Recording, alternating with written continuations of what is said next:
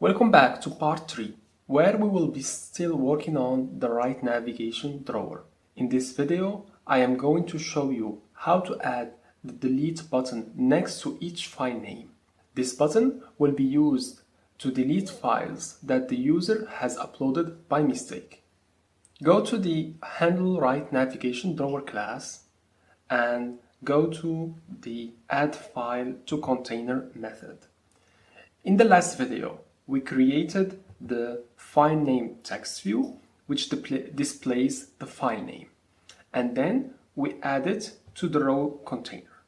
Now we are going to create a new linear layout that will contain both the text and the button, and after that we will add this linear layout to the row container instead of adding just the text view.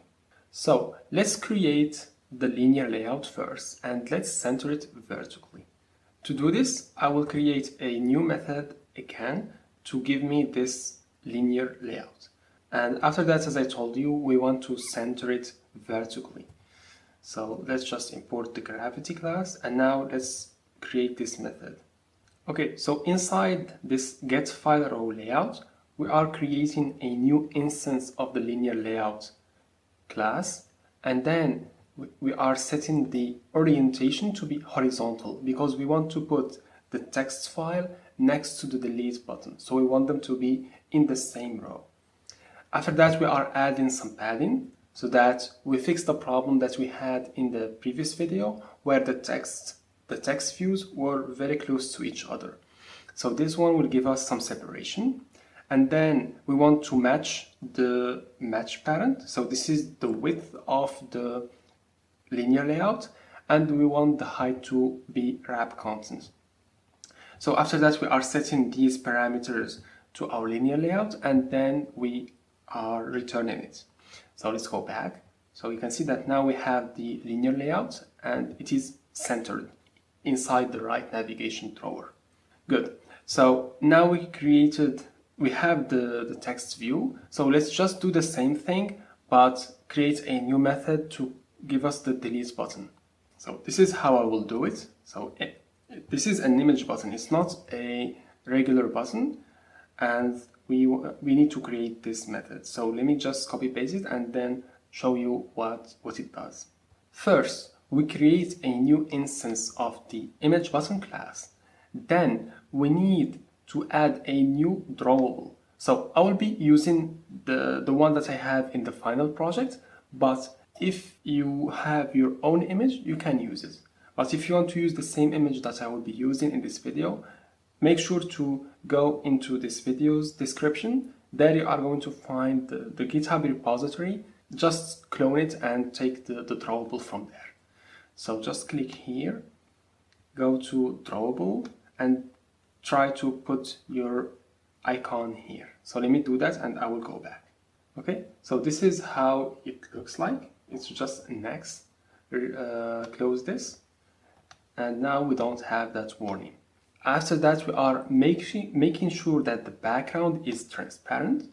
Next, we add some padding to all the sides, and after that, we want this view to wrap the content. We set these parameters to the remove button, and finally, we are adding the click listener. So when we click on this button, we want to remove the file from the store. So first of all, we are retrieving the file name. So this is very simple. This is why we are passing the file row layout, because it contains the text view and the delete button. And the first child is going to be the text view because we are going to add it first. So this is going to retrieve the file name text view. So this is why we are getting the file name back, and then we are going to remove it from this dictionary or from this map. This way we are going to remove that file that the user uploaded by mistake. And then we need to remove this row from the container. And finally, we need to test if we don't have any files in this specific container. For example, if we are removing text files, if we don't have any text file in the container, we need to count for that so that we show the no file text view back. And finally, we are returning the button. So this is what we have inside this get remove button method. I think it is very easy to understand. So now let's just go back to the add file to container method. And instead of adding the file name text view to the container, we are going to add the file row layout. And here, let's use the file row layout to add, so let's add the file name text view. And after that, we will add the remove button. So file row layout dot add view remove button. So I think we have done it. I just need to go back to this get file name text view method and uncomment this.